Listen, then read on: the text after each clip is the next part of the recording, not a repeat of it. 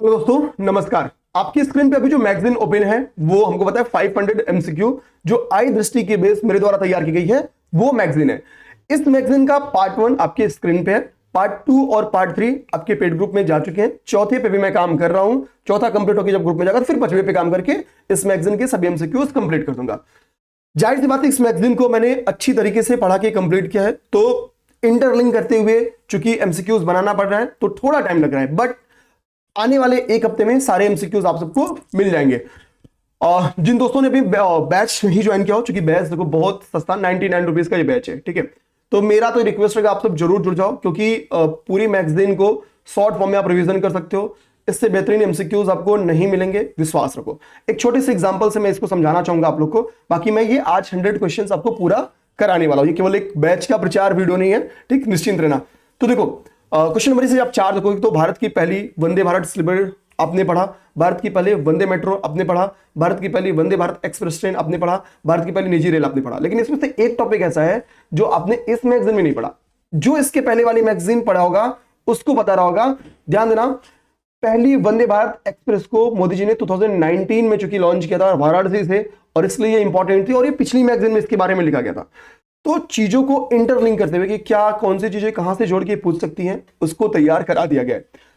इसके अलावा आप केवल मैगजीन ही अपना रिवीजन करोगे, आपके करंट अफेयर का काम हो जाएगा, कहीं कोई दिक्कत नहीं आएगी। अपनी तरफ से मैंने ईमानदारी से पूरा प्रयास किया है। ओके, तो उम्मीद करेंगे आप सबको ये मेरा प्रयास अच्छा लगे। और मैगजीन आज मैंने संक्षिप्त की भी खत्म कर दी है। कल की क्लास जब आपके पास जाएगी तब तक आपको जो आपका डिफेंस होगा वो भी कंप्लीट हो गया होगा। अपडेटेड आई दृष्टि सॉरी, ये 24 पेजेस की है। इसको मैं करा दूंगा, थोड़ा टाइम लूंगा, बट बढ़िया से करो। देखो, एक तो है करा देना, दूसरा है बढ़िया से करा देना। तो ट्रस्ट रखो, 2 दिन, 1 दिन, 3 दिन लेट भले आएगा मेरा वीडियो, बढ़िया से आएगा, खूबसूरत तरीके से आएगा, ठीक है। और आप लोग जब बैच ज्वाइन कराना तो इस तरह से प्रिंट आउट जरूर निकालेना। पीडीएफ से थोड़ा पढ़ने से स्क्रीन टाइम कम करोगे तो तबीयत थोड़ी नहीं खराब होगी। पीडीएफ निकालना, तो मैंने पीडीएफ निकाल के अपने आपको पढ़ाने के लिए पहले खुद भी पढ़ा है, अपनी बनाई गई खुद ही मैगजीन, ताकि जो बढ़िया से क्लासेस है वो आपको प्रोवाइड कराया जा सके। देखता हूं कि भैया कौन कौन बढ़िया से तैयारी किया है। अच्छा, एक चीज और जो मुझे आपको बतानी थी वो ये है यार कि केवल और केवल स्टडी के दम पे नहीं रहना, थोड़ी प्रैक्टिस करते रहनी है डेली बेसिस पे। प्रैक्टिस करते रहो। इसके लिए हमने अपना पूरी टेस्ट सीरीज प्रैक्टिस टेस्ट के फॉर्म में एक साथ आपको एक ग्रुप में जोड़ के प्रोवाइड करा दे रहे हैं। उस टेस्ट ग्रुप की बेनिफिट्स ये हैं, जैसे आप करंट अफेयर में भी क्यों रहोगे तो 2 करंट अफेयर के हमारे टेस्ट वहां पे प्रोवाइड करा जा रहे हैं, जो जनवरी से जुलाई तक की, जो कि मैंने मैगजीन के थ्रू कराई है। याद होगा आपको, मैंने monthly magazine monthly current affair मैंने करा था 6 मंथ का, तो मैंने वहां से वो अपनी करंट अफेयर की जो पीडीएफ है या जो टेस्ट है वो तैयार किया था, तो वो भी यहाँ पे प्रोवाइड करा देंगे इसी 500 वाले बैच में।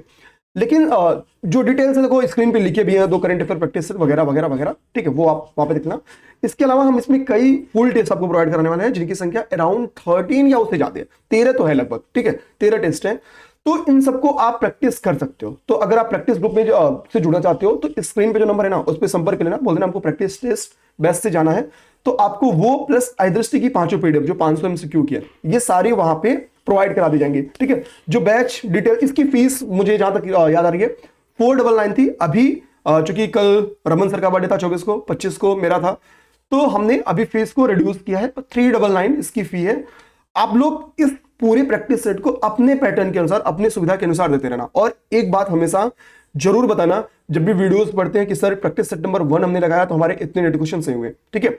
अब आपके क्वेश्चंस 85 प्लस सही होने चाहिए, इसके डाउन मेरे किसी भी प्रैक्टिस सेट में क्वेश्चन में नेट सही नहीं करना है। क्यों? क्योंकि मेरे सारे अपडेटेड पेपर हैं और कोई भी पेपर हमारे पुराने नहीं है, तो करंट अफेयर के क्वेश्चंस भी नहीं है, जो वही है जो आप पढ़ रहे हो। तो कोशिश करना है कि अच्छे स्कोर करने हैं। चलिए अब हम लोग स्टार्ट करते हैं। क्वेश्चन नंबर 1 आपकी स्क्रीन पे है, तो क्वेश्चन नंबर 1 से ही स्टार्ट करेंगे। ओके, हमको पता है कि पहला टॉपिक है हमारा राष्ट्रीय घटनाक्रम का क्या है, एक राष्ट्र एक चुनाव, ठीक है। एनडीए गवर्नमेंट की ये सबसे बड़े डिसीजन में से हम क्या, या थर्ड जो ये चरण है मोदी जी का, इसमें सबसे बड़े डिसीजन में से एक हो सकता है। अभी हाल ही में कैबिनेट मंत्रिमंडल के द्वारा इसको परमिशन भी मिल गई। श्री हम लोग को पता है कि पूर्व राष्ट्रपति रामनाथ कोविंद जी के द्वारा एक कमेटी बनाई गई थी, उनकी अध्यक्षता में कमेटी बनाई गई थी, जो कि 8 सदस्यीय कमेटी थी, ठीक है। ये पेपर में क्वेश्चन आ सकता है कि ये कुल कितनी सदस्यीय कमेटी थी, 8 सदस्यीय कमेटी थी। तो उसी के ऊपर ये पहला क्वेश्चन है आपका। स्टेटमेंट इंग्लिश और हिंदी दोनों के मेरे भाई आपके स्क्रीन पे होगा। एक सेकंड, ये क्यों आ रहा है? हटा देता हूं, ठीक है। अब आप लोग देख लोगे तो कह रहा है कि एक राष्ट्र एक चुनाव के संदर्भ में आपको 3 स्टेटमेंट है, बताना होगा कि कौन सा स्टेटमेंट क्या सही है। कभी भी पेपर में नहीं लिखा रहा हो तो नहीं को गोला कर लेना, ताकि दिमाग में रहे कि हमको गलत स्टेटमेंट पहचानना है। कह रहा हाल ही में लोकसभा में एक राष्ट्र एक चुनाव को पास कर दिया गया। सेकंड स्टेटमेंट करा कि प्रस्ताव में 2 चरणों में चुनाव कराए जाने की संस्तुति की गई है। तीसरा स्टेटमेंट है एक राष्ट्र एक चुनाव से संबंधित उच्च समिति का गठन मार्च 2024 में किया गया था। ध्यान देना, ये तो स्टेटमेंट आप कैसे काटोगे, कोई भी गवर्नमेंट कोई डिसीजन नहीं ले सकती है जब आचार संहिता का दौर हो, और मार्च वाला जो दौर है ना वो आचार संहिता का दौर था। तो सिंपल सी बात है कि ये स्टेटमेंट तो नहीं होगा। और मैंने अभी स्टार्ट में ही बोला कि कैबिनेट मंत्रिमंडल ने मंजूरी दी है, ना कि अभी लोकसभा में इसको पास कराया गया, तो ये स्टेटमेंट भी गलत है। 2 चरणों में इसके चुनाव कराए जाने की जो बात बोली गई है कि प्रपोजल है, इसको रिकमेंड किया गया कि 2 फेजेस में इसको होने चाहिए, तो 2 फेजेस में कराए जाने वाली जो बात है बिल्कुल सही, क्योंकि हमको पता है कि एक फेज में क्या होगा, लोकसभा का, ठीक है, और जो विधानसभा है इनके इलेक्शन करा दिए जाएंगे, प्लस सेकेंड फेज 100 डे का एक गैप लिया जाएगा, और दूसरा जो फेज होगा उसमें जो लोकल एडमिनिस्ट्रेशन है 73rd और 74th कॉन्स्टिट्यूशनल अमेंडमेंट किया गया, हमको पता है स्थानीय स्वशासन, आप लोग पढ़ भी लेना है टॉपिक, तो वो इलेक्शन करा जाएंगे आफ्टर 100 डेज। तो 2 चरण ये हो गया, तो इस हिसाब से हमको पता है स्टेटमेंट नंबर 2 ही केवल सही है, तो ऑप्शन नंबर सी इसका राइट हो गया, ऑप्शन नंबर सी इसका राइट हो गया। Okay, option number C right हो गया। तो इस तरीके से पहला क्वेश्चन हमारा कंप्लीट हो जाता है। अब हम लोग आते हैं अपने सेकंड नंबर क्वेश्चन पे, जो सेकंड नंबर क्वेश्चन है वो क्या कहता है, ठीक है। एक सेकंड, सेकंड नंबर क्वेश्चन को आप देखना, तो पीएम आशा के ऊपर आपका सेकंड नंबर क्वेश्चन है, ठीक है। डिटेल एक्सप्लेनेशन है, कहीं कोई दिक्कत नहीं आएगी, अब निश्चिंत रहना। पीएम आशा के ऊपर क्वेश्चन ये है, पीएम आशा के संदर्भ में सिंबल सा, पहले तो पीएम आशा का फुल फॉर्म लिखा है प्रधानमंत्री अन्नदाता आय संरक्षण अभियान योजना। कह रहे कि घोषणा केंद्र सरकार द्वारा किस बजट में की गई थी। इसके भी आंसर चूंकि दिख रहा है तो मुझे पता आप सब कर दोगे, बट ईमानदारी से इसका आंसर आ रहा था कि नहीं आ रहा था आपको दिमाग में रखना है। तो 4 है कि बजट इतने में, बजट 19-20 में, बजट 20-21 में, बजट 21-22 में। कब इसकी घोषणा की गई थी सेंट्रल गवर्नमेंट के द्वारा, कब इसको अनाउंसमेंट किया था बाय द सेंट्रल गवर्नमेंट। तो ध्यान देना, सेंट्रल गवर्नमेंट के द्वारा इसको वर्ष 2018 और 19 के बजट में इसकी घोषणा की गई थी। ध्यान देना, अभी बात आती कि ये न्यूज में, पीएम आशा के न्यूज में रहने के पीछे क्या कारण है, ठीक है। तो ये देखना, पीएम आशा के न्यूज में रहने के पीछे का कारण यह है कि पीएम आशा के अंतर्गत, ठीक है, यहां पे एक्सप्लेनेशन को बहुत ध्यान से देखिएगा। तो कह रहा है कि पीएम आशा के अंतर्गत योजनाओं को जारी रखनी हो, तो अभी क्या हुआ है, केंद्रीय मंत्रिमंडल ने मंजूरी प्रदान की है। साथ ही साथ वित्त वर्ष जो 15वां वित्त आयोग है, इसके कार्यकाल के दौरान 25-26 तक कुल 35,000 करोड़ रुपए के व्यय की बात बोली गई है, ठीक है। बाकी आपका जो क्वेश्चन था, क्वेश्चन इस थर्ड स्टेटमेंट से बनाया गया था 2018-19 वाला। इंपॉर्टेंट बात, थोड़ा सा यहाँ पे टाइपिंग एरर है, यहाँ पे 3 उपयोजना लिखा है, 4 उपयोजनाएं आपकी पीएम आशा में शामिल है। चांसेस है कि यहां से क्वेश्चन बना के आ जाए, ठीक है। कोई जरूरी नहीं है कि जो हमने क्वेश्चन दिया वही क्वेश्चन है, आपसे ये आ सकती है। यहाँ पे 3 टाइपिंग एरर है, 4 उपयोजनाओं को शामिल करते बनाया गया। मूल्य समर्थन योजना, ध्यान, अगर यहाँ पे देखना तो लिखा है प्राइस सपोर्ट स्कीम, ठीक है। मूल्य स्थिरीकरण कोष, प्राइस स्टेबलाइजेशन फंड, ठीक है, मूल्य घाटा भुगतान योजना और बाजार हस्तक्षेप योजना। तो ये 4 योजनाएं इसमें शामिल है। तो पीटी का क्वेश्चन आपके यहां से भी बन के आ सकता है, तो ये दिमाग में रखेंगे। थर्ड क्वेश्चन, ठीक है, स्क्रीन पे दिख ही रहा है आंसर, तो कोई बात नहीं है, बट ध्यान देना आप लोग ईमानदारी से। थर्ड क्वेश्चन आपके जनजातीय कल्याण के ऊपर एक टॉपिक था। वो टॉपिक क्या था कि प्रधानमंत्री उन्नत ग्राम अभियान, प्रधानमंत्री जनजाति उन्नत ग्राम अभियान। ध्यान देना है इस क्वेश्चन को। इस क्वेश्चन में हमको पता कि जनजातीय क्षेत्रों के सामाजिक आर्थिक विकास को ध्यान में रखते हुए इस अभियान को लाया गया था। 63,000 से अधिक गांव इसमें टारगेट किया गया है, जहां पे जनजातीय बाहुल क्षेत्र है, ठीक है। तो इसका आंसर क्या होगा, क्वेश्चन कह रहा है कि कितने करोड़ रुपए इसके लिए आवंटित किए गए थे, कितने करोड़ रुपए, ठीक। तो कभी भी देखो, अगर नॉर्मली जो राउंड फिगर वाला ऑप्शन होता है ना, वो मैक्स चांस होता है गलत हो। हमें मैक्स चांस का मतलब ऐसा नहीं कि हमेशा गलत होता है, कभी अगर याद ना रहे तो आप ये दिमाग में रख सकते हो कि आप राउंड फिगर वाले के साथ मत जाना। अगर फैक्ट ना याद रहे तो याद रहे, आपको पता है कि नहीं यार 30,000 करोड़ रुपए ही है, 11,000 करोड़ रुपए है, तो फिर आपको जाना रहेगा, ठीक। ये तब जब आपको नहीं याद हो तो इस ट्रिक पे काम करना है, ठीक। ऐसे बहुत सारी चीजें हम लोग समय के साथ एग्जाम के पहले बहुत सी चीज सीखने वाले हैं। तो 79,156 करोड़ रुपए, यानी आप कह सकते हो कि लगभग 80,000 करोड़ रुपए ऐसे भी परमिशन में क्वेश्चन सकते हैं कि जनजातीय क्षेत्रों के सामाजिक आर्थिक विकास के लिए इन्वेस्टमेंट किया जाएगा, परिव्यय किया जाएगा। एक इसमें इंपॉर्टेंट बात जो मेरे भाई आएगी वो ये आएगी कि इसका टारगेट क्या है, टारगेट क्या है, इस मिशन का लक्ष्य क्या है, तो मिशन का एम क्या है, ठीक है। इस मिशन के एम पे क्वेश्चन आ सकते हैं। तो इस मिशन का एम है कि 63,000 ट्राइबल डोमिनेटिंग जो विलेजेस हैं या जो आकांक्षी के जिले हैं, एस्पिरेशनल डिस्ट्रिक्ट्स हैं, उनको उनको लाभ पहुंचाना, ठीक है, ताकि इन गांवों में या इन शहरों में, इन क्षेत्रों में रहने वाले जो आदिवासी समुदाय के लोग हैं उनको उनका सामाजिक आर्थिक विकास कर सके। अब यहाँ पे एक होमवर्क मैं आपको दूंगा जिसकी मैं उम्मीद करूंगा आप लोग कमेंट बॉक्स में जरूर बताओगे। वो आपका है सेंसस, ठीक है, 2011 के ऊपर आपको बताना है। सेंसस 2011 ट्राइबल्स के ऊपर एक रिपोर्ट देता होगा कि भाई कि भारत में कुल कितनी % जनजातियां हैं। ओके, एक तो ये आप लोग बता दो, तो एक ही चीज बता दो। और सर्वाधिक जनजाति किस स्टेट में है, इस संख्या के हिसाब से और परसेंटेज के हिसाब से, मतलब कि किसी राज्य की जनसंख्या का इतना %, किस राज्य की जनसंख्या का सर्वाधिक % ट्राइबल्स, ये आपको कमेंट करके बताना। 3 क्वेश्चन सेंसस के ऊपर जो ट्राइबल्स बेस्ड है। अब हम लोग देखेंगे क्वेश्चन नंबर 4, जो चौथा नंबर क्वेश्चन हमारा, उसको देखेंगे। चौथे नंबर क्वेश्चन से ही तो मैंने आज की क्लास की इंट्रो स्टार्ट की थी। खैर कोई नहीं, आइए हम लोग चौथा नंबर क्वेश्चन देखते हैं। इंग्लिश वाला पोर्शन पहले खोल लो, अकॉर्डिंग 4th नंबर, ये देखिए, ठीक। चौथा नंबर क्वेश्चन कह रहा है कि भारत की एक तरफ हमने क्या है कि ट्रेनों की सूची दी है जो भारत के अभिनव ट्रेन हम लोग कह सकते हैं, ठीक है, ट्रेडिशनल ट्रेन से हटके। दूसरी सूची कहां से संबंधित है, तो इसमें 4 ऑप्शंस ABCD में है। भारत की पहले वंदे भारत स्लीपर ट्रेन से, ठीक है। अब इसका आंसर आपको दिख नहीं रहा है तो आपको क्या करना होगा, कमेंट करके जरूर बताना होगा। भारत की पहले वंदे मेट्रो ट्रेन, भारत की पहले वंदे भारत एक्सप्रेस ट्रेन और भारत की पहली निजी रेल, ठीक है। आप समझो, इसके आंसर को आप लोग कमेंट करोगे, जरूरी सेपरेटली कमेंट करना, खासतौर पे जो जिसका संबंध आपके गुजरात से है, ठीक। ये अपने आप में बहुत ही बेहतरीन फैक्ट था। अब देखो इसमें हमको देखना है कि मैच कराना है। मैच कराने में हम लोग सबसे पहले जो गुजरात वाला फैक्ट हो जाएंगे क्योंकि वो सबसे इंपॉर्टेंट है, वो सेपरेट क्वेश्चन बन सकता है। तो हमको था कि सितंबर में क्या हुआ था, मोदी जी ने गुजरात में भारत की पहले वंदे मेट्रो ट्रेन स्टार्ट की थी। ध्यान देना है, भारत की पहले वंदे मेट्रो ट्रेन, ये सेकंड GOB नंबर पे है।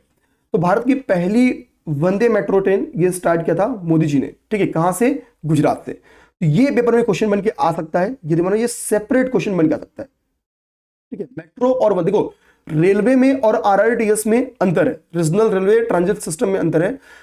जो मेट्रो होती है वो नॉर्मली क्या करती है कि किसी एक सिटी के अंदर चलती है, एक सिटी को के डिफरेंट प्लेसेस को अपने में कनेक्ट करती है और उसकी स्पीड भी 80 km/h मैक्स होती है, ठीक है। अब समझना मेरी बात को, हर 2 मिनट में एक स्टॉपेज आ जाते हैं। RRTS क्या होता है, 2 क्षेत्रों को जोड़ती है, या हम लोग कह सकते हैं जैसे मान लो कि दिल्ली से नोएडा को जोड़ेगी, खुर्जा को जोड़ेगी, 8 गलियारे हैं ना। अब समझना मेरी बात को, तो RRTS और मेट्रो में ये डिफरेंट है। बाद में इसी के लिए भारत की पहले वंदे मेट्रो ट्रेन का नाम भी चेंज किया गया, ठीक है। तो इसको मिलाओ 1 से, तो बी का एक देखो केवल एक जगह है, और ये सेपरेटली सबसे इंपॉर्टेंट 1 वर्ड क्वेश्चन है ट्रेन्स में से, ठीक है। 1 वर्ड क्वेश्चन में से अगर आ गया तो ये बनेगा आपका, ठीक है। इसका आंसर मिल गया। अब बाकी चीजों को तो आप सिंपल सी बातें कनेक्ट कर लोगे, A का 2 सही का, यानी भारत की पहली वंदे स्लीपर ट्रेन। चलो एक्सप्लेनेशन पढ़ लेते हैं, ठीक है, एक्सप्लेनेशन देख लेते हैं, एक्सप्लेनेशन इसका भी निकाल दें, ठीक। तो क्या कह रहा है कि भारत की पहली स्लीपर ट्रेन, जानना जो भारत की पहले वंदे भारत स्लीपर ट्रेन है वो कहां से, तो वो कहां से स्टार्ट हुई या किसके द्वारा किया गया, पूरी स्क्रीन ये आप लोग पढ़ लेना है। इसके अलावा नीचे जो आपका लिखा है वो देश की पहली निजी ट्रेन 2022 में तमिलनाडु के कोयंबटूर से स्टार्ट हुई थी।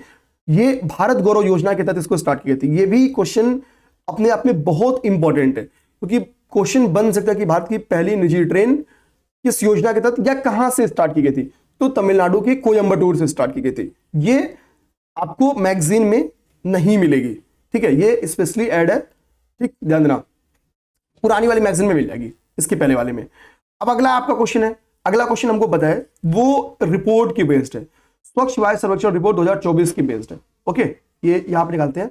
हमको पता है कि स्वच्छ वायु सर्वेक्षण रिपोर्ट जो है उसकी 3 कैटेगरीज में जारी हुई थी, कैटेगरी 1, कैटेगरी 2 और कैटेगरी 3 में, 3 कैटेगरीज में डिवाइड की गई थी। आप चाहो तो बता दो ये तीनों कैटेगरी का पॉपुलेशन रेंज क्या था, कि इस रेंज की कैटेगरी के लोग कैटेगरी 1 में है, फिर 2 में है, फिर 3 में है। लाइन बाय लाइन आप मैगजीन ओपन करोगे तो लाइन बाय लाइन आपके जो स्वच्छ वायु सर्वेक्षण पेज नंबर 21 पे लिखा हुआ है, ठीक है। पेज नंबर 21 पे स्वच्छ वायु सर्वेक्षण का जो टॉपिक है वो लिखा हुआ है। तो चलो हम लोग देखते हैं और करते हैं। कह रहा कि इन तीनों कैटेगरी में रैंक 1 पे कौन है। जानना, तीनों कैटेगरी में कुल 4 ऐसे शहर हैं जो टॉप 3 में शामिल हैं यूपी के, लेकिन क्वेश्चन किसके पूछ रहा है, प्रथम रैंक पर कौन स्थित है। ये ट्रिक्स आपको दिमाग में रखना है। आपको कभी भी आयोग फंसा सकती है, तो इसलिए अपने दिमाग में रखेंगे। मैंने पढ़ाते समय भी इन चीजों का आपको ध्यान दिलाया था। तो रैंक 1 पे आपका सूरत है, ध्यान देना, कैटेगरी 1 में जो आपका है रैंक 1, तो रैंक 1 पे आपका सूरत है। ओके, कैटेगरी 2 में आप जाओगे तो रैंक 1 पे आपका फिरोजाबाद है, रैंक 1 पे आपका फिरोजाबाद है।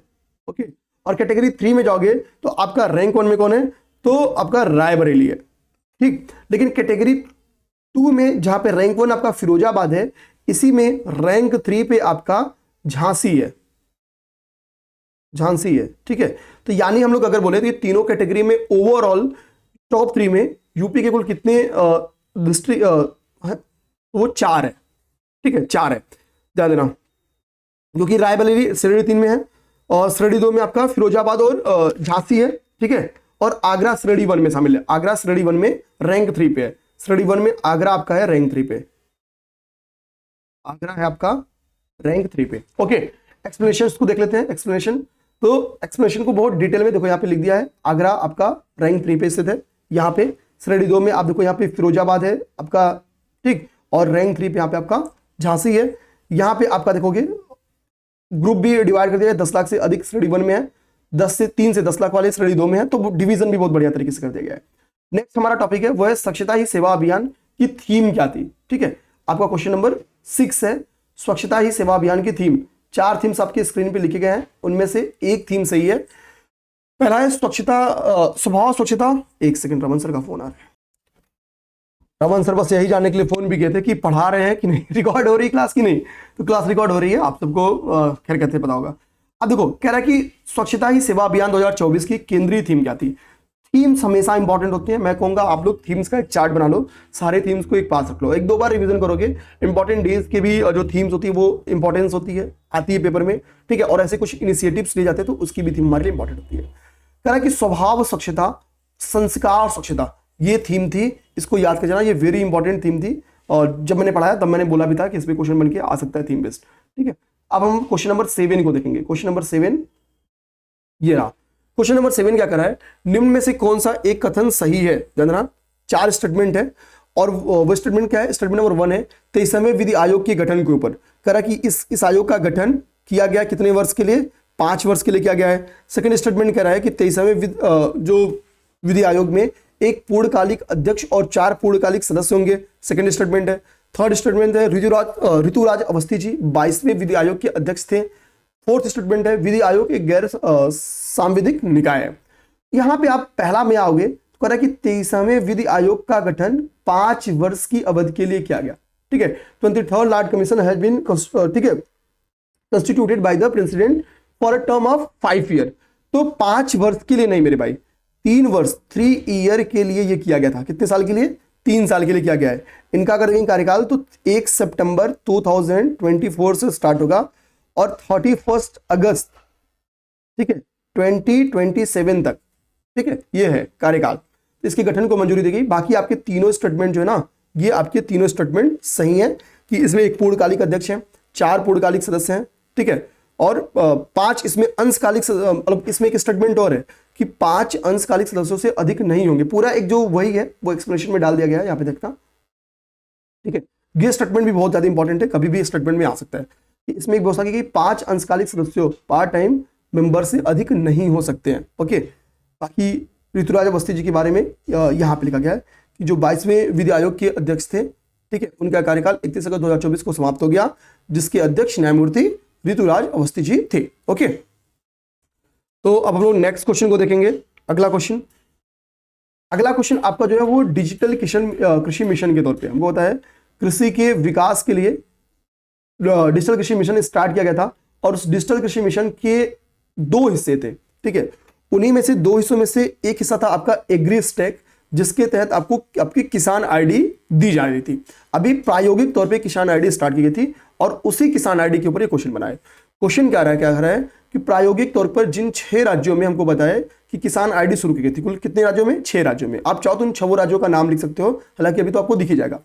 यहाँ पे कह रहा है कि गुजरात, उत्तर प्रदेश, हरियाणा और तमिलनाडु, इनमें से किनमें ये परियोजनाएं शुरू की गई या सब में शुरू की गई, आपको बताना, क्योंकि उपरोक्त सभी भी आंसर में लिखा हुआ है। तो ध्यान देना कि जो एग्री स्टैक के अंतर्गत जो आपकी किसान आईडी दी गई थी, वो जो इन 6 राज्यों में प्रायोगिक तौर पर स्टार्ट की गई है, उसमें उत्तर प्रदेश का फर्रुखाबाद है,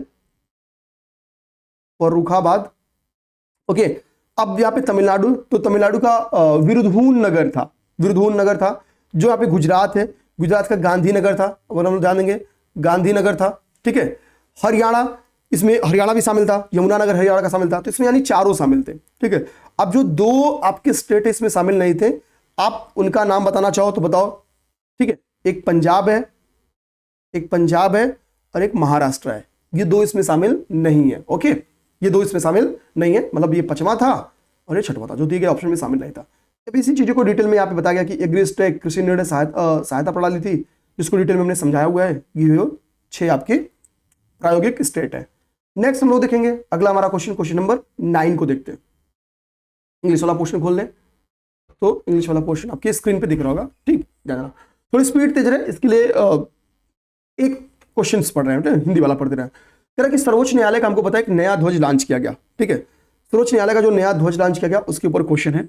स्टेटमेंट नंबर 1 कह रहा है इस ध्वज में न्यायालय के गोलाकार भवन को दर्शाया गया है और उसके ऊपर अशोक चक्र को स्थान दिया गया है। ठीक है, इस ध्वज में क्या किया गया, न्यायालय के गोलाकार भवन को, सर्कुलर बिल्डिंग को दर्शाया गया है और अशोक चक्र को उसके ऊपर स्थान दिया गया है।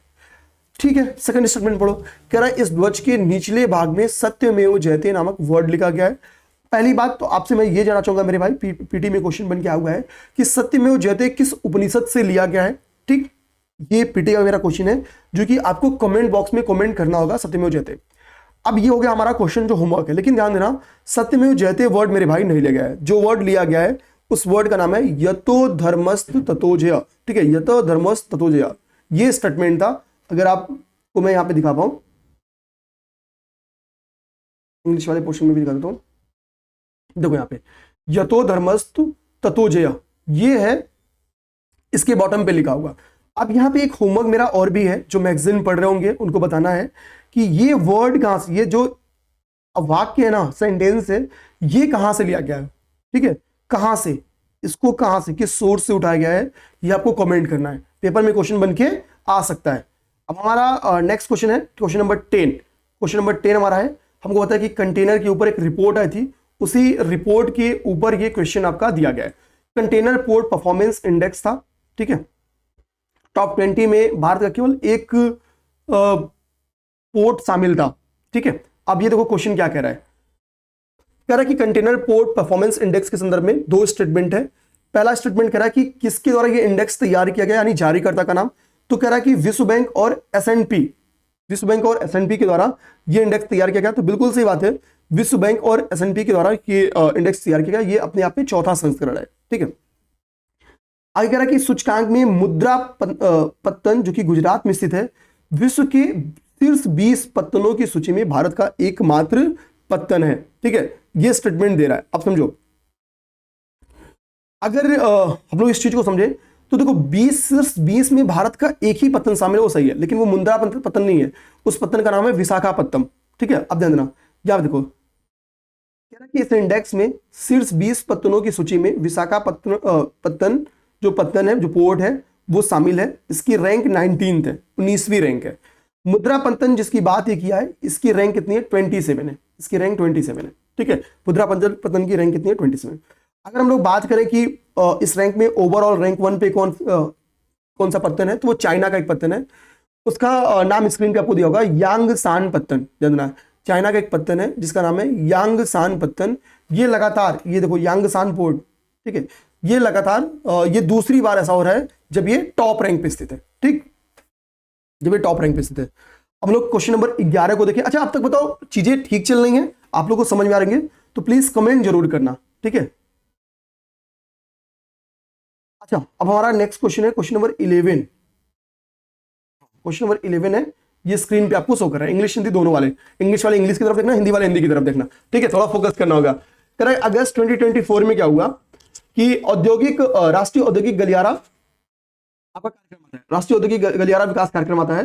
ठीक है, सेंट्रल गवर्नमेंट का जो राष्ट्रीय औद्योगिक विकास गलियारा कार्यक्रम है। कह रहा है इसमें कुल कितने नए औद्योगिक नोड्स की स्थापना को मंजूरी दी गई। ठीक, तो देखो कुल 12। यहां पे आप दिक्कत में क्या, 11 में भी आप फंसोगे और 12 में भी आप फंसोगे, क्योंकि बहुत ध्यान से जो नहीं देखेगा ना, तो जो चार्ट दिया है, चार्ट में नाम लिखा है 11 गलियारों का, ध्यान देना, चार्ट में नाम कितने गलियारों का लिखा है, कितने इंडस्ट्रियल नोड्स का नाम लिखा है, तो वो केवल और केवल नाम लिखा है 11 का, ठीक है, national industrial corridor development programme के तहत।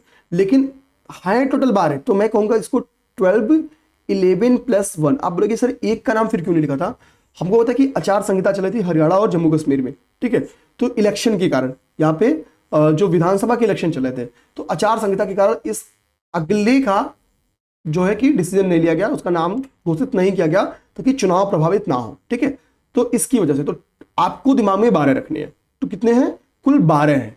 यही यहां पे समझाया गया होगा एक्सप्लेनेशन में, मैं क्लियर हूं, ठीक है। देखिए यहां पे कह रहा कि 28 अगस्त 2024 को केंद्र सरकार ने NICDP, ठीक है, national industrial corridor programme development programme के तहत कुल 12 नोट्स या औद्योगिक गलियारों की स्थापना को मंजूरी प्रदान की थी, ठीक है। ये हमारे लिए इंपॉर्टेंट है।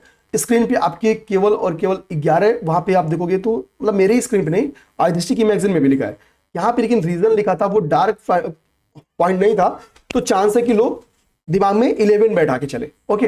तो ये दिमाग रखना कि हरियाणा और यहाँ पे इलेक्शन होने के कारण जो अगला गलियारा या अंतिम गलियारा था उसके नाम की घोषणा नहीं की गई थी। अब अगला है आपकी एकीकृत पेंशन योजना के ऊपर एक क्वेश्चन आया हुआ है, देखते हैं एकीकृत पेंशन योजना क्या कहती है। एकीकृत पेंशन योजना को बहुत ध्यान से पढ़ोगे तो 4 स्टेटमेंट है। पहला स्टेटमेंट कहता है कि इस योजना के तहत केंद्रीय कर्मचारियों को अंतिम 12 महीनों के प्राप्त औसत वेतन का 50% के समतुल्य पेंशन दिया जाएगा। यानी कोई रिटायर होता है तो लास्ट के 1 साल या 12 महीनों में उसकी जितनी इनकम होगी उसका बाई 2 किया जाएगा, यानी 50% निकाला जाएगा, और जितना आएगा उतना रुपया उसको पेंशन राशि के तौर पे प्रदान किया जाएगा। तो बिल्कुल सही बात है, ये स्टेटमेंट सही है, हम सबको भी पता है कि यही है, पढ़ाया हूं मैं, ओके, इसमें तो कोई गलती नहीं है। क्वेश्चन क्या करा, निम्नलिखित में से कौन सा सुमेलित नहीं है? सुमेलित नहीं है। अगला पढ़ो, टेक्निकल वर्ड्स जहां पे होंगे, जहां पे घुमाने का चांसेस होगा वहीं पे घुमाया होगा। कह रहा है कि न्यूनतम 25 वर्ष तक सेवा प्रदान करने वाले कर्मचारी ही एकीकृत पेंशन योजना के तहत क्या होंगे? पात्र होंगे। न्यूनतम अब 25 वर्ष आ गया, यहां पे आप क्वेश्चन मार्क लगा दो, चांसेस है यही गलती हो, चांसेस है यही गलती नहीं हो गई। अब न्यूनतम 25 वर्ष थोड़ा जाती हो गया, जैसे अगर यहाँ पे ठीक है 15 वर्ष लिखा था तो शायद आप लोग नहीं फंसते, मतलब सोचते यार कि क्या पता हो 15 वर्ष, 25 वर्ष मैंने लिखी बहुत ज्यादा दिया है, ठीक है भाई, यहाँ पे दिमाग तो काम करना होगा, क्योंकि मैक्स आजकल क्या है, कई सारी वैकेंसीज में जो वो है आपका मैक्स ईयर है वो 40 साल है, 45 साल है, तो अब 40 साल में तुम आप जोड़ोगे 25 साल तो 65 साल होगा, 60 साल में रिटायरमेंट आ जाएगी, तो यानी आपको मिलेगा ही नहीं। तो ऐसा तो नहीं होगा, सीधी सी बात है, ऐसा नहीं होगा। इस स्टेटमेंट को देखो, कई बार आपको आंसर पता रहना जरूरी नहीं है, सोचना जरूरी है, ठीक है। तो आपको गलत आंसर चाहिए था तो ऑप्शन नंबर भी इजिली आपको मिल गया, ठीक है। बाकी सारी चीजें सही है कि महाराष्ट्र एकीकृत पेंशन योजना को मंजूरी देने वाला पहला स्टेट है और 1 अप्रैल 2025 से इसको प्रभावी किया जाएगा, ठीक है, यानी ये अभी प्रभावी नहीं हुआ है। तो स्टेटमेंट ये भी आ सकता है, यह योजना अब प्रभाव में आ चुकी है, तो यह योजना अभी 1 अप्रैल 2025 से प्रभावी होगी अगले वित्त वर्ष में, ये दिमाग में अपने रखना है आप सबको। नेक्स्ट क्वेश्चन को देखते हैं, क्वेश्चन नंबर 13।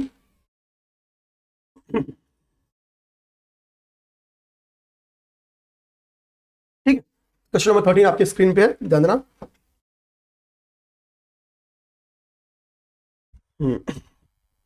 वो आपके एनपीएस के ऊपर, ठीक है, एनपीएस को देखते हैं। कह रहा कि एनपीएस वात्सल्य योजना से संबंधित, मतलब बेसिकली जो वात्सल्य योजना है उसके संदर्भित क्वेश्चन पूछ रहा है। कह रहा कि 2 स्टेटमेंट है, बताना है कौन सा सही है कौन सा गलत स्टेटमेंट है, ठीक है। तो यह योजना 18 वर्ष से कम आय के सभी अवयस्क नागरिकों के लिए है, ठीक है, अवयस्क सभी नागरिकों के लिए है, स्टेटमेंट नंबर 1 है। तो बिल्कुल सही है, 18 वर्ष से कम आय के जो सभी अवयस्क नागरिक हैं, जो पात्र नागरिक हैं, वो इसके पात्र हैं, ठीक है, सही है। पर जो इसके सब्सक्राइबर्स हैं, यानी जो पात्र हैं, जो सब्सक्राइब किए हुए हैं, जो पॉलिसीज में आए हैं, वो प्रतिवर्ष न्यूनतम 1000 रुपए का योगदान करना होगा। सब्सक्राइबर्स को प्रतिवर्ष न्यूनतम 1000 रुपए का योगदान करना होगा। तो न्यूनतम 1000 रुपए ही है, अधिकतम की कोई सीमा नहीं है, लेकिन सब्सक्राइबर्स को इसमें न्यूनतम 1000 रुपए ईयरली, न्यूनतम महीने का नहीं है, देखो प्रतिवर्ष है, ठीक है। तो प्रतिवर्ष 1000 रुपए सब्सक्राइबर्स को इसमें योगदान देना होगा एनपीएस वात्सल्य योजना में। अधिकतम की इसमें कोई बाउंड्री नहीं है, ठीक है, अधिकतम सीमा पे कोई रोक नहीं लगाई गई है। ये दोनों स्टेटमेंट सही है, तो ऑप्शन नंबर इसका सी सही हो जाएगा। स्टेटमेंट में आगे जाओगे तो देखो लिख रहा है यह एक अंशदान आधारित पेंशन योजना है। 18 वर्ष से कमाई के सभी अल्पवयस्क इसमें पात्र हैं। सब्सक्राइबर्स को न्यूनतम 1000 रुपए का योगदान करना होगा, अधिकतम की कोई सीमा इसमें नहीं लगाई गई है। क्वेश्चन नंबर 14 को बहुत ध्यान से देखना मेरे प्यारे भाई, ठीक है। वीडियो प्लीज आप सब शेयर जरूर करना और एक बार प्रयास करके आप प्रैक्टिस सेट बेस से जरूर जुड़ो, ठीक है। वन ऑफ द बेस्ट कोशिश क्या हूं मैं अपनी पूरी क्षमता लगा के कि भाई जो बेस्ट हो वो दिया जा सके। आप समझो कि मुझे अगर बहुत जल्दीबाजी में क्वेश्चन बनाना होता तो अभी मैं 300 क्वेश्चन प्रोवाइड कराऊं, अगले 100 क्वेश्चन पे काम चल रहा है हमारा, ठीक है। तो काफी एफर्ट कर रहा हूं। दिमाग में ये है कि किसी को भी करंट अफेयर में दिक्कत ना आए, और अगर दिक्कत आएगी तो सबको आएगी, मेरे अपने स्टूडेंट्स को केवल तो नहीं आने वाली है, ठीक है। आप इस बात के लिए एकदम विश्वास रख सकते हैं। अब अगली बारी है इंडिया रैंकिंग 2024 की, यानी क्वेश्चन नंबर 14। क्वेश्चन नंबर 14 क्या कह रहा है, आइए ध्यान से देखते हैं। क्वेश्चन नंबर 14 कहता है कि 2 स्टेटमेंट है कि समग्र श्रेणी में आईआईटी मद्रास इस रैंकिंग में 90वें स्तर पर है, ठीक है। इंडिया रैंकिंग 2024 पे ये इंस्टीट्यूट्स के ऊपर एक रैंकिंग जारी करती है। और आगे कह रहा है कि इस वर्ष इंडिया रैंकिंग का जो संस्करण है वो 9वां है। 9वां संस्करण है, ध्यान करा कि ये 9th एडिशन है, this year is the 9th edition of India ranking. तो एक तो कह रहा है कि 9वां संस्करण है, दूसरा कह रहा है कि लगातार 9वें वर्ष प्रथम स्थान पे है। यानी कहने का मतलब है, ये कहना चाह रहा है कि जब से ये इंडेक्स स्टार्ट हुआ, जब से ये रैंकिंग स्टार्ट हुई, तब से आईआईटी मद्रास टॉप पे है, तब से टॉप पे है। यही स्टेटमेंट कहना चाह रहा है। अगर 1 और 2 को मिला के पढ़े तो ऐसा नहीं है, पहले 3 साल ऐसा नहीं था, लास्ट 6 ईयर से ऐसा चल रहा है। यानी पहला स्टेटमेंट गलत, दूसरा सही। आइए देखते हैं क्या है। Option number B is right, ठीक है। ये देखिए यहाँ पे लगातार 6वें वर्ष ये हो गया। अभियांत्रिकी के में करा कि अभियांत्रिकी विषय में भी आईआईटी मद्रास की लगातार 9वें वर्ष प्रथम स्थान पे। ओवरऑल नहीं, अगर यही बात वो इंजीनियरिंग के फील्ड में पूछता, इंजीनियरिंग में, तो इंजीनियरिंग में वो सही बैठ जाता। आईआईटी मद्रास फर्स्ट पोजीशन पे है इंजीनियरिंग में, ठीक है। वहां पे फिर आप मैनेजमेंट में देखेंगे तो मैनेजमेंट में हमेशा आईआईएम अहमदाबाद ही रहता है, ये तो बढ़िया तरीके से। फार्मेसी में जामिया हमदर्द है, चिकित्सा में अखिल भारतीय आयुर्वेदिक संस्थान दिल्ली यानी एम्स दिल्ली है। नेक्स्ट क्वेश्चन है, हाल ही में कौन सा राज्य भारत में सकल पर्यावरण उत्पाद सूचकांक की शुरुआत करने वाला पहला राज्य बना? 4 ऑप्शन है, सिक्किम, उत्तराखंड, गोवा, कर्नाटका। ओके, ये आपका क्वेश्चन नंबर 15 है। क्वेश्चन नंबर 15 यहां पे भी लिख देते हैं। Which state recently became the first state जो सकल पर्यावरणीय उत्पाद सूचकांक की शुरुआत किया है? तो इसका आंसर है उत्तराखंड। उत्तराखंड के द्वारा इसको शुरुआत की गई है, ठीक है। देखना एक्सप्लेनेशन नीचे लिखा हुआ है, आप इसको ध्यान से देखेंगे। तो क्या कह रहा है कि सकल पर्यावरण उत्पाद यानी जीईपी की शुरुआत करने वाला उत्तराखंड आपका पहला राज्य है। जीईपी के पिलर्स के बारे में नीचे लिखा गया कि वायु, जल, मृदा और वन, एयर, वाटर, सॉइल और फॉरेस्ट, ये क्या है, इसके पिलर्स हैं। ये 4 इसके इंपॉर्टेंट पिलर्स हैं। क्वेश्चन नंबर 16 को अगर मेरे भाई ध्यान से देखेंगे तो वो एसडीजी के ऊपर बेस्ड है। एसडीजी के ऊपर 2 स्टेटमेंट दिए गए हैं। स्टेटमेंट नंबर 1 कहता है कि इस रैंकिंग में राज्यों की श्रेणी में तमिलनाडु को प्रथम स्थान प्राप्त हुआ है। तो नहीं, यहां पे केरला और उत्तराखंड को प्रथम स्थान प्राप्त हुआ है एसडीजी, ठीक है। इस एसडीजी में 4th एडिशन है इसका भी, एसडीजी इंडिया रैंकिंग 2023-24 में। एक चीज ध्यान देंगे, 17 एसडीजी गोल्स हमको पता रहना चाहिए। याद करो, अभी से याद करो, एक क्वेश्चन पेपर में मिनिमम आएगा। विश्वास रखो, एसडीजी और सस्टेनेबल डेवलपमेंट के ऊपर 3 से 4 क्वेश्चन पेपर में हर साल आ रहे हैं। आप लोग उन क्वेश्चंस की तैयारी जरूर करो। अब हम लोग आते हैं, स्टेटमेंट 1 तो गलत हो गया, क्योंकि भैया ये क्या कह रहा है, तमिलनाडु मुझे पता है, मेरे सारे स्टूडेंट को पता होगा भैया कि तमिलनाडु नहीं है, ठीक है। इस रैंकिंग में केंद्र शासित प्रदेशों की श्रेणी में चंडीगढ़ को प्रथम स्थान प्राप्त हुआ है। तो चंडीगढ़ है, ठीक है। चंडीगढ़ आपकी केंद्र शासित प्रदेशों की सीरीज में कुल कितने केंद्र शासित प्रदेश हैं? तो होता है 28-8, ठीक है। तो चंडीगढ़ आपकी प्रथम रैंक पे है, ये सही है। तो ऑप्शन नंबर 20 का राइट हो जाएगा। एक्सप्लेनेशन को अगर हम लोग देखेंगे, कुछ एडिशनल जानकारी होगी तो उसको जरूर तैयार करने की कोशिश करेंगे। पहली बात, ये एसडीजी का 4था इंडेक्स है, 4था संस्करण है, ठीक है। 4th एडिशन है, ये दिमाग में रखेंगे तो तैयार रहेगा। यहाँ पे उपाध्यक्ष का नाम लिखा है, सुमन बेरी जी हैं, ठीक है। ठीक, अब यहाँ पे देखेंगे अगला, इसकी केंद्रीय विषय क्या है, इस निजी इंडेक्स की केंद्रीय विषय क्या है? तो विकसित भारत की ओर सतत प्रगति, समावेशी विकास, ये इसकी थीम है। यहाँ पे देखो सेंट्रल थीम क्या है, यहाँ पे सेंट्रल थीम के ऊपर लिखा है sustainable progress towards a developed India inclusive growth. ठीक है, ये थीम यहाँ पे लिखा हुआ है कि विकसित भारत की ओर सतत प्रगति समावेशी विकास, ये इसकी थीम लिखा है। अगर रैंक की बात करेंगे तो केरला और उत्तराखंड यहाँ पे शीर्ष पे है, दोनों का एवरेज स्कोर इक्वल है 79। तमिलनाडु इस पे थर्ड रैंक पे, क्योंकि पहला और रैंक पे दो स्टेट है तो दूसरा रैंक खाली हो गया, तीसरा रैंक जो है आपका तमिलनाडु का है। चंडीगढ़, आप इसमें मुझे बताओगे क्या यूपी की कौन सी रैंकिंग है? चलो होमवर्क लो मेरे भाई, आप बताओ उत्तर प्रदेश की इसमें रैंक क्या है, और बिहार देने वाले बताएं बीपीएससी वाले कि बिहार के इसमें क्या स्थान प्राप्त हुआ है। नेक्स्ट क्वेश्चन, ठीक है, इंपॉर्टेंट डेट्स के ऊपर है। ठीक, ये आते हैं, कह रहा है कि संविधान हत्या दिवस, ठीक है, कॉन्स्टिट्यूशन मर्डर डे 25 जून को मनाया जाता है। कह रहा है कि गलत कौन सा सही नहीं है, ये आपको बताना है। हैदराबाद मुक्ति दिवस की अभी घोषणा की गई 17 सितंबर, क्या सही है? एआई प्रशंसा दिवस 16 जुलाई, क्या सही है? लाचित बरफुकान के नाम पे हमको पता असम के महान योद्धा थे, ठीक है, मुगलों से इन्होंने लड़ाई करी, मुगलों को इन्होंने हराया था। ठीक, अहोम से संबंधित इनका जो डायनेस्टी था वो था।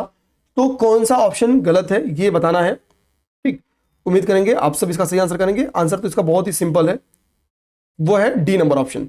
लचित बरफुकान वाला जो डे है, मुझे कंफर्म है कि वही आंसर गलत है। ठीक, आप बताओ लचित बरफुकान क्या है? बता दो कि लचित बरफुकान के ऊपर एक बुक का भी विमोचन किया गया, लचित बरफुकान जी की मूर्ति का अनावरण किया गया था। आप चाहो तो लचित बरफुकान जी की मूर्ति की मेटल क्या है और कितनी उसकी हाइट है, इसके ऊपर एक कमेंट छोड़ सकते हो कि सर लचित बरफुकान जी की जो मूर्ति का अनावरण किया गया था उसकी हाइट ये है। और देखो बुक का अनावरण जो किया वो अमित शाह जी ने किया था, ठीक है, उस पर कमेंट करो। अब डी नंबर ऑप्शन इसका सही है, मतलब डी गलत मैच है, बाकी सारे सही हैं। 25 जून भी सही है, 17 सितंबर हैदराबाद मुक्ति दिवस है, एआई प्रशंसा दिवस आपकी 16 जुलाई है, ये तीनों सही है। यहाँ पे आप आओगे तो आपको देखने को मिलेगा, ठीक है, एक यहाँ पे इनके द्वारा लड़ी गई जो प्रमुख लड़ाई है, जिनने खास तौर पे जिस लड़ाई ने इनकी प्रतिष्ठा को स्टैब्लिश किया वो है सरायघाट का युद्ध। तो जीवन में बड़े संघर्ष आपके आने चाहिए, और बड़े संघर्ष से अगर आप विजय पाते हैं तो ही आपकी प्रतिष्ठा शामिल होती है, ठीक है, लोगों के सामने आती है, लोग एज ए एग्जाम्पल उसको एक्सेप्ट करते हैं। तो सरायघाट की लड़ाई में मुगल सेना को असमिया सेना ने पराजित किया था, जिसके लीडर थे, जिसके नेतृत्व करता थे, ठीक है, आपके लचित बरफुकान जी। नेक्स्ट आपके पास है कि भैया सिंपल क्वेश्चन बोलो तो ये क्वेश्चन यही कह रहा है कि प्रति व्यक्ति आप कितने सिम कार्ड रख सकते हैं। मतलब पहले था ना कि आप 10 लोग से बात करने के लिए 10 सिम कार्ड रख लिए, तो गवर्नमेंट ने कहा कि पहली बात अभी इनकी एक सीमा लगाते हैं कि कितने लोग से बात कर सकते हैं अलग अलग नंबर पे। तो यहाँ पे मैक्सिमम उस पर भी बाउंड्री लग गई है, तो गवर्नमेंट ने इसको 9 डिसाइड किया। ये आपको डायरेक्टली फैक्ट याद करना होगा, दूरसंचार अधिनियम 2023 में इसका प्रावधान किया गया कि सिम कार्ड रखने की अधिकतम सीमा 9 कर दी गई, ठीक है, ओके, टेलीकॉम एक्ट 2023 में। चलिए नेक्स्ट क्वेश्चन देखते हैं, question number 19। Question number 19, okay, question number 19 आपकी क्या कह रहा है कि लोक परीक्षा अनुचित साधन अधिनियम 2024 के तहत कौन सा कथन सही नहीं है। 4 स्टेटमेंट है, आपको बताना है गलत कथन के संदर्भ में। ठीक, वो था कि भाई पेपर लीक्स बहुत ज्यादा हो रहे थे, पेपर लीकिंग की समस्या को रोकने के लिए ये इनिशिएटिव लिया गया। यूपी गवर्नमेंट ने भी अलग लिया है और सेंट्रल गवर्नमेंट ने अलग लिया है, तो ये सेंट्रल जो अपना राष्ट्रीय है उसके ऊपर है, कौन सा कथन सही नहीं है। इसके तहत रेलवे बोर्ड परीक्षा द्वारा कराई जाने वाली परीक्षा शामिल नहीं है। देखो सेंट्रल गवर्नमेंट यार कोई स्कीम बनाएगी, कोई योजना बनाएगी, तो क्या सेंट्रल अपनी सारी परीक्षाओं को एक परीक्षा छोड़ देगी कि हम रेलवे में धांधली करवाएंगे? ऐसा तो नहीं होगा, क्योंकि जैसे ही रेलवे को छोड़ देगी लोगों को क्या लगेगा, अरे यार रेलवे में तो सरकार अपने लोगों को भेजना चाहती है, तुरंत हल्ला हो जाएगा, 2 मिनट भी नहीं लगेगा। तो ये गलती तो मोदी जी नहीं करने वाले हैं, ठीक है, और मोदी जी जैसा बंदा तो भाई पेपर लीकिंग वाले मिल जाए तो समझे ना, फिर मोदी जी योगी जी से बातचीत करके बुलडोजर चलवा दे, बस अंतर क्या मिल जाए, ये मिलते कम है बहुत। तो स्टेटमेंट बहुत क्लियर पता चला था भाई बिना पढ़े लिखे, यही वाला गलत है, गलत स्टेटमेंट बिना पढ़े पता चला था। अगला क्या है, पढ़िए जरूर, इससे जानकारी बढ़ेगी। इस अधिनियम के तहत, इस एक्ट के तहत अगर हम लोग पब्लिक एग्जामिनेशन जो अनफेयर एक्ट है 2024 वाला देखें, इस अधिनियम में निर्दिष्ट अपराधों के लिए 3 से 5 वर्ष तक की कैद का प्रावधान है। इस अधिनियम के तहत सभी अपराध संज्ञेय और गैर जमानती है। इस अधिनियम के तहत न्यूनतम पुलिस उपाधीक्षक यानी डिप्टी एसपी या सहायक पुलिस आयुक्त रैंक का ही कोई अधिकारी जांच करेगा। यह स्टेटमेंट सही है, क्वेश्चन नंबर 20 को हम लोग देखें। क्वेश्चन नंबर 20 आपकी स्क्रीन पे है। ओके, कह रहा है कि ध्यान देना, ये आपके नालंदा विश्वविद्यालय के ऊपर क्वेश्चन है। कह रहा है कि हाल ही में नालंदा परिसर का उद्घाटन राजगीर बिहार में किया गया। स्टेटमेंट नंबर 1 सही या गलत आप लोग बताओ, हालांकि आंसर दिख रहा होगा तो बता ही लोगे। नालंदा विश्वविद्यालय के कुलाधिपति प्रोफेसर अरविंद पनघड़िया जी हैं। ये तो बनाए गए थे तो काफी नाम आया था, तो ये तो मतलब मेरा मानना है सबके सब सही करोगे। नालंदा विश्वविद्यालय वाला जो फैक्ट है बहुत सही है। आपको नालंदा विश्वविद्यालय की थोड़ी सी एंशिएंट हिस्ट्री जाननी चाहिए। क्लास में मैंने इसको बताया होगा, ठीक है। अगर आपको याद हो क्लास में बताएगी हिस्ट्री तो प्लीज वो बख्तियार खिलजी था या कोई और खिलजी था कमेंट करो, बनाने वाले साम्राज्य का नाम कमेंट करो, वगैरह वगैरह। किसी और यात्री का संबंध नालंदा विश्वविद्यालय से तो कमेंट करो। यानी क्या है कि नालंदा विश्वविद्यालय के संदर्भ में 3-4 फैक्ट कमेंट करो, मैं ये चाहता हूं आपसे। ओके, तो इसका आंसर आपका सी नंबर सही हो गया, ठीक है। कि नालंदा कैंपस जो है अभी इसको इनॉग्रेट किया गया था राजगीर में, बिहार के राजगीर में। ओके, चलिए यहाँ पे एक फैक्ट तो दे ही दिया है कुमारगुप्त वाला, गुप्त वंश के शासक कुमारगुप्त प्रथम ने नालंदा विश्वविद्यालय की स्थापना की थी, तो ये तो खैर यहाँ पे दे ही दिया है। बाकी बीपीएससी वाले थोड़ा ध्यान देना भाई, यहाँ पे लिखा है कि 455 भूमि एकड़ जमीन प्रदान की गई गवर्नमेंट के द्वारा, ये चीज तो यहाँ पे लिखा गया है, ठीक। तो सारी चीजें हैं। अध्यक्ष तो राष्ट्रपति होते हैं, खैर तो अलग की बात है। 21वां नंबर क्वेश्चन आइए। 21वां नंबर क्वेश्चन, 21वां नंबर क्वेश्चन कह रहा है निम्नलिखित में से कौन सा संग्रहालय नीदरलैंड में स्थापित है। 4 संग्रहालय का नाम है। ग्रैंड इजिप्टियन म्यूजियम, पैलेट हेट लू, A4 आर्ट म्यूजियम, सिमोस आर्ट म्यूजियम। ये 4 म्यूजियम है, आपको बताना है इनमें से कौन सा म्यूजियम आपके नीदरलैंड में है, ठीक है। और ये आपको कमेंट करना। चलो थोड़ा मैं इंट्रो देता हूं। हमने प्रिक्स वर्सेल्स पुरस्कार पढ़ा है। प्रिक्स वर्सेल्स पुरस्कार या उसके तहत जो खूबसूरत म्यूजियम्स की एक लिस्ट जारी की गई थी, उसमें 3rd रैंक पे आपका भारत का एक म्यूजियम था, ठीक है। उसका नाम है स्मृति वन भूकंप और संग्रहालय म्यूजियम। अराउंड 16,000 या 19,000 लोगों के नाम वहां पे लिखे गए, ठीक है। हमको पता है कि 26 जनवरी को ये भूकंप आया था और बहुत ही भयानक भयानक भूकंप था। इसी के मैनेजमेंट ने कहीं ना कहीं मोदी जी को एक बड़ा लीडर के तौर पे नामित भी किया, ठीक। तो स्मृति वन या प्रिक्स वर्सेस पुरस्कार के ऊपर सेपरेटली क्वेश्चन आ सकता है कि भारत के किस म्यूजियम को दिया गया, ठीक।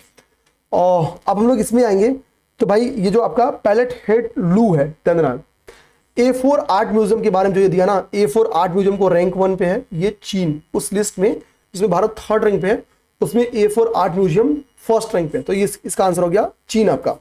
ग्रैंड इजिप्टियन की अगर मेरे भाई बात करोगे तो इजिप्टियन से पता चला है कि ये मिस्र में स्थित है, ठीक है। ये रैंक 2 पे है। रैंक 3 तो हमने खुद ही पढ़ा है तो उसमें कोई दिक्कत है नहीं। सिमोस आर्ट जो है ये आपका जापान का है। सिमोस आर्ट आपका कहां पे है, जापान का है, ठीक है। यहां पे देखो सब लिखा हुआ है। 22वां नंबर पे आ जाओ। 22वां नंबर क्वेश्चन, 18वीं लोकसभा चुनाव में जीत के बाद प्रधानमंत्री नरेंद्र मोदी ने शपथ ग्रहण के दौरान किस विदेशी नेता को शामिल नहीं किया था, मतलब किसको बुलाए नहीं थे भाई। जब इनकी अपना खुद का शपथ ग्रहण ले रहे थे तो भाई शपथ ग्रहण के ड्यूरेशन में इन्होंने किससे ऋषि आगे थे नहीं बुलाए थे, तो 4 लोग का नाम है। डॉक्टर मोहम्मद मुइज्जू, आप क्या सोचोगे मुइज्जू मोदी जी की लड़ाई चल रही थी, ऐसा नहीं है। पॉलिटिक्स में, वर्ल्ड पॉलिटिक्स में सब नहीं चलता था, मौजूद थी। शेख हसीना बांग्लादेश की पीएम है थी। प्रविंद कुमार जगन्नाथ थे, ये तीनों लोग थे। इसमें आपके जो लॉरेंस वोंग है ये इसमें शामिल नहीं थे। देखिए कौन कौन लोग शामिल थे, यहाँ पे नाम लिखा है। अपने सारे पड़ोसी को हमने बुलाया था, जैसे श्रीलंका के तत्कालीन राष्ट्रपति, अभी राष्ट्रपति चेंज हो चुके हैं, आप उनका नाम बता सकते हैं। रानिल विक्रमसिंघे भी थे, मोइजू भी थे, बांग्लादेश के शेख हसीना भी बदल गई वो भी थे, प्रविंद कुमार जगन्नाथ मॉरिशस के प्राइम मिनिस्टर थे, पुष्पवर्धन प्रचंड थे, ठीक है। सेरिंग अभी ये भी बदल गए हैं, पुष्पकमल दहल प्रचंड भी बदल गए, इनका भी नाम आप बता सकते हो। नेक्स्ट कौन है, सेरिंग तोबगे अहमद सफीफ सेशल्स के ये उपराष्ट्रपति हैं। बाकी सबके देखेंगे राष्ट्रपति या प्रधानमंत्री आए थे, केवल अहमद सफीफ आए थे जो कि उपराष्ट्रपति थे, सेशल्स के उपराष्ट्रपति आए थे, ना ही वहां के प्रधानमंत्री या राष्ट्रपति आए थे। तो ये हमारे लिए इंपॉर्टेंट बात बनती है, ठीक है। 23वां नंबर क्वेश्चन 23rd आपकी स्क्रीन पे, 23 क्या कह रहा है कि हाल ही में प्रधानमंत्री की आर्थिक सलाहकार परिषद द्वारा जहां धार्मिक अल्पसंख्यकों की हिस्सेदारी एक अंतरदेशीय विश्लेषण रिपोर्ट के अनुसार निम्न कथनों पर विकास कीजिए। यानी क्या हुआ है कि रिलीजियस एक रिपोर्ट आई है कि भारत में या वर्ल्ड में भी, ये वर्ल्ड लेवल में भी है रिपोर्ट कि भैया कहां पे कौन बढ़ा है, कितने परसेंट ईसाई की वृद्धि हुई है या कमी हुई है, या हिंदू की वृद्धि हुई है या कमी हुई है। तो ये रिपोर्ट कहती है हिंदुज्म में बहुत गिरावट देखने को मिली है, ठीक है, हिंदुज्म में कमी आई है, भारत में हिंदुओं की आबादी में कमी आई है, ये इस बात को एक्सेप्ट करती है रिपोर्ट, ठीक है। और ईसाई में और इस्लाम में वृद्धि हुई है, इस बात को एक्सेप्ट करती है। श्रीलंका को एक ऐसे कंट्री के तौर पर नामित किया गया है जहां पे बहुसंख्यक जो है वो बढ़े हैं, ठीक है, अल्पसंख्यक घटे हैं, लेकिन भारत में मतलब ऐसा नहीं है। अब आइए यहाँ पे डिटेल चीजें, कौन कितनी परसेंट, कितना ग्रोथ हुआ, कितना वो हुआ है, एकदम डिटेल चीजें लिखी गई है, ये आप जरूर याद करना। देखो अब चूंकि ईसाई की बात किया गया तो यहाँ पे लिखा गया है कह रहा कि भारत में ईसाई आबादी जो है, ठीक है, यहाँ पे इसको याद कर देते हैं, ठीक है। कह रहा भारत में ईसाई आबादी का हिस्सा 2.24% पहले था, इससे बढ़ के 2.36% हो गया, ठीक है। ये बात कर रहा है, यह वर्ष 1950 से वर्ष 2015 के मध्य 5.38% की ग्रोथ को दर्शाता है। तो ईसाई में वृद्धि हुई, ये यहाँ पे बात बोल रहा है, ठीक है। हिंदुज्म की बात अगर मैं बोलूं तो वो यहाँ पे किया गया है, ठीक है, ये यहाँ पे किया गया है। इस रिपोर्ट के अनुसार 1915 से 2015 के मध्य में भारत की कुल जनसंख्या में हिंदुओं की हिस्सेदारी में 7.82% की कमी दर्ज की गई है, ठीक है। तो पिछले 70 सालों में हिंदुओं की संख्या में लगभग 8% की डिक्लाइन किया गया है, 8% की कमी आई है, यह रिपोर्ट इस बात को बोलती है, ठीक। यहाँ पे सिख आबादी के ऊपर चर्चा है, यहाँ पे इस्लाम के ऊपर चर्चा है। कह रहा कि 1950 में कुल जनसंख्या में मुस्लिम आबादी 43.145% की वृद्धि हुई, जो 1950, ठीक है, एक सेकेंड कुछ तो गलत है, हाँ ठीक है, अब मैं समझाता हूं। देखिए यहाँ पे कुछ गलत नहीं है, बस स्टेटमेंट थोड़ा वो मिक्स हो गया था। आप अगर हम लोग 1915 यानी आज़ादी के समय की बात करें तो आज़ादी के समय भारत में कुल 9.84% मुस्लिम पॉपुलेशन थी, और वर्तमान में 2015 में इनकी हो गई है 14.09% इनकी पॉपुलेशन हो गई है। यानी कुल ग्रोथ कितना हुआ है, तो इनकी पॉपुलेशन कुल 43.15% की ग्रोथ इन्होंने दर्ज कर ली है, ठीक है। तो यानी आप देखोगे लगभग जस्ट हम लोग कह सकते हैं डबल तो नहीं बोल सकते हैं, हाँ लगभग जस्ट डबल नहीं बोल सकते, 9.84 है यानी, और यहाँ पे 14 पार कर गया, तो जस्ट डबल तो नहीं बोलेंगे, ठीक है, लेकिन 50% की अराउंड ग्रोथ हो गई है। और ये दिखा रहा है 10% हिंदुज्म में डिक्लाइन किया गया है, ठीक।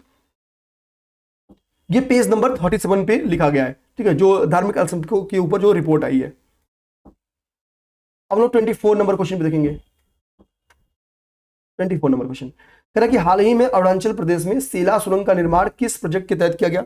तो पहली बात, सेला सुरंग है कहां पे, कहां बनाई जा रही है, तो अरुणाचल प्रदेश में।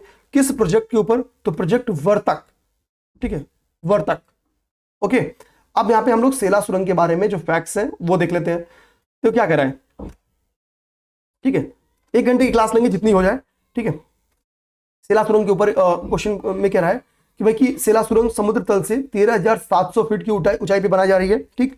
अरुणाचल प्रदेश ये करेगी क्या, तो यह सुरंग असम के तेजपुर को तवांग से जोड़ेगी। तो T2 यहां पे मैं कहता हूं इसको, तेजपुर को तवांग से जोड़ेगी यानी T2, ठीक है। तो ये हो गया कि समुद्र तल से 13,000 फीट की ऊंचाई पर स्थित यह विश्व की सबसे लंबी द्विलेन सुरंग है, ओके, ये स्टेटमेंट सही।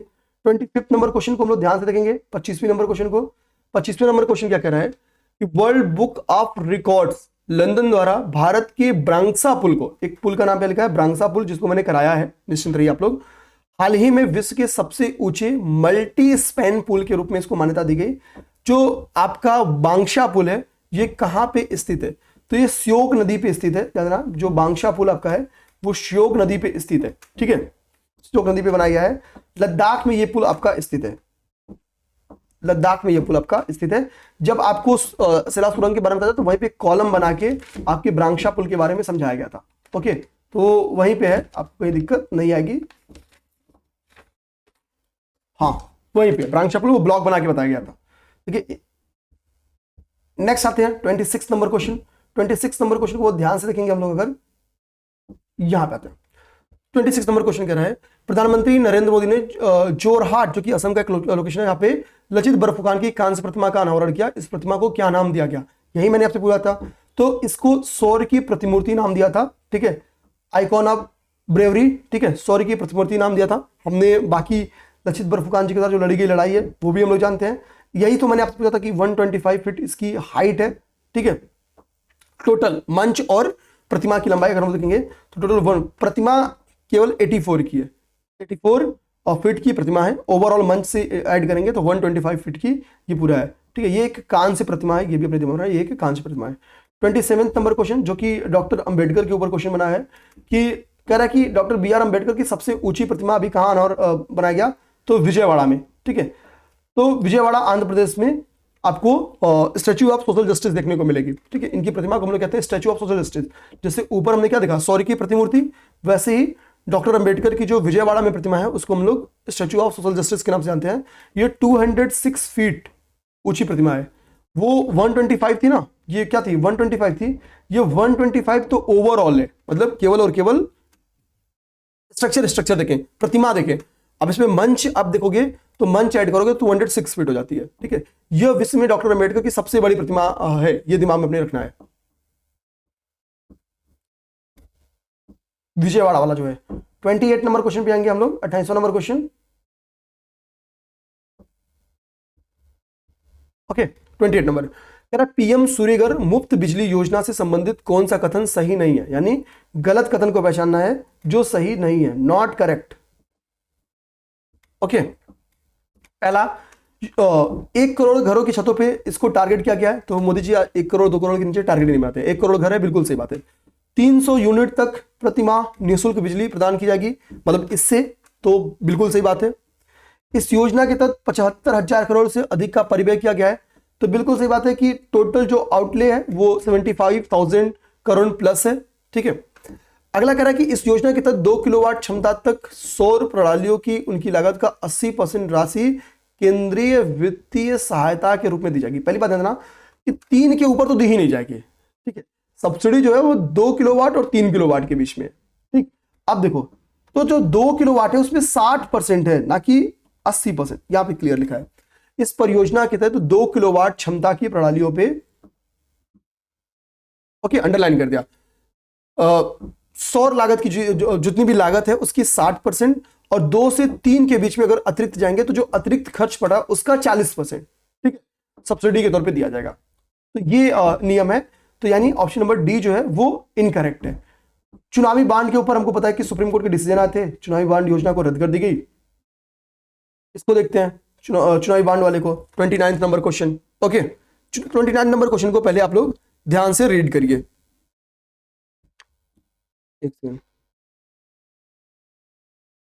ठीक। पहला कह रहा है कि हाल ही में उच्चतम न्यायालय ने 7 सदस्यीय पीठ ने चुनावी बांड योजना को असंवैधानिक घोषित कर दिया, ठीक।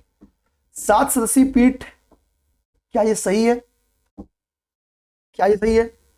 अगला कह रहा है कि चुनावी बांड को किसी भी व्यक्ति द्वारा खरीदा जा सकता था जो भारत का नागरिक हो, तो बिल्कुल सही बात है। चुनावी बांड को केवल भारतीय स्टेट बैंक द्वारा जारी किया जा सकता था, ठीक है। कह रहा है कि चुनावी बांड को केवल भारतीय स्टेट बैंक द्वारा, तो बिल्कुल तभी तो ऑर्डर दिया गया भारतीय स्टेट बैंक को कि आप चुनावी बांड के तहत जिन्होंने जितना रुपया दिया है उसकी एक लिस्ट जारी करिए, किस पार्टी ने सबसे ज्यादा पाया है, किस कंपनी ने सर्वाधिक फंड किया है, ये सारी बात बताइए।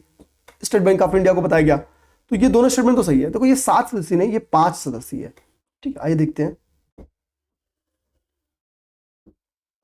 ओके, फिर उच्चतम न्यायालय की एक 5 सदस्यीय संवैधानिक पीठ ने चुनावी बांड योजना को असंवैधानिक घोषित कर दिया। तो यहां पे देखिए, मैंने बोला ना कि 7 सदस्य नहीं है, 5 सदस्यीय पीठ है। अच्छा, एक चीज बताऊं, हमने ये वादा नहीं किया कि हम इस मैगजीन के 500 क्वेश्चन को डिस्कस करेंगे, ठीक। थोड़ा समय का भी अभाव है, इसकी वजह से हम इसके 100 क्वेश्चन को डिस्कस कर देंगे, 100 क्वेश्चन, ठीक है। चूंकि 1 घंटे होने जा रहे हैं और अराउंड अभी हम लोग 30 क्वेश्चन किए हैं, तो इसी माने यही 3 क्लास आपके करंट अफेयर का हो जाएगा। ओके, तो दिमाग में रखना है, कोई ऐसा वादा नहीं था ठीक है। थोड़ा लास्ट में समय क्या होता है ना, कम रहता है कि जो कोर चीज होती है वो करानी रहती है, रिवीजन कराना रहता है, ठीक, उसमें टाइम ज्यादा लग जाता है। तो इसलिए कोई ये जिद नहीं करेगा सर प्लीज 500 कर दो, ठीक है। आते हम लोग, भारत का नागरिक वाला स्टेटमेंट सही है, ये वाला सही है, ठीक। ये सारी चीज मैंने बता दिया। लास्ट क्वेश्चन आज का कर लेते हैं, 30 नंबर क्वेश्चन। 30 नंबर क्वेश्चन क्या कर रहा है, कह रहा है कि अब तक कुल कितने भारतीय नागरिकों को भारत रत्न दिया गया? अब तक कुल, इस बार कितने को दिया गया? इस बार 5 व्यक्तियों को दिया गया, तो टोटल 53 लोगों को दिया जा चुका है। पहली बार भी कितने लोगों को दिया गया था, आप लोग बताओ, ठीक है। कह रहा भारत रत्न की शुरुआत 1954 में की गई थी। अब तक जो 53 लोगों को दिया गया उसमें 48 पुरुष है, 5 महिलाएं, ठीक है, तो महिलाओं में एक पंजा ओपन है, तो 5 महिलाएं। 53 लोगों को भारत रत्न तक दिया जा चुका है। अभी रिसेंट में कर्पूरी ठाकुर जी को, चौधरी चरण सिंह जी को, पीवी नरसिम्हा राव जी को, MS स्वामीनाथन जी को, लाल कृष्ण आडवाणी जी को दिया गया है। ओके, तो अराउंड 55 मिनट क्लास हो गई। यहां से हम लोग ब्रेक करेंगे क्लास को। तो क्लास का 2 मतलब था, एक तो आप लोग समझ पाओगे कि 30 में कितना क्या, ये मैं करा दूंगा, सो निश्चिंत रहो। पहले मुझे लग रहा था कि 1.5 घंटे में हो जाएगा, लेकिन 1.5 घंटे में सो नहीं होगा, इसके लिए 2.5-3 घंटे देना पड़ेगा। सेकेंड भाई, 500 क्वेश्चंस की बैच आप, मैं कहूंगा आप लोग परचेज कर लो। 100 रुपये आप लोग उड़ा देते हो, दिन भर में उड़ा देते हो, पता नहीं चलता है। तो एटलीस्ट मोबाइल में भी PDF रहेगा ना, तो आप कहीं भी रहोगे तो आप खोल के पढ़ दोगे और टॉपिक्स आपके रिवाइज हो जाएंगे। सबसे बड़े फायदे आपको होते हैं। तीसरी बात, मैगजीन रिवीजन करना नहीं छोड़ना है।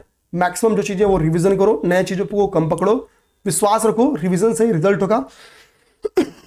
थोड़ी मोड़ी जो कमी है वो प्रैक्टिस खत्म करेगी। तो इसके लिए प्रैक्टिस सेट आपको 399 में 15 टेस्ट का अराउंड, हाँ क्योंकि 2 करेंट अफेयर को इसमें इंक्लूड कर दिया गया है, प्लस 5 ये पेपर आपका, ये आपको वहां पे प्रोवाइड कराया जाएगा। ठीक है, 399 में। तो कर लो ज्वाइन। अगर प्रैक्टिस सेट करना है, केवल करंट करना है, तो 99 में मिल जाएगा। ठीक है, जय हिंद, जय भारत।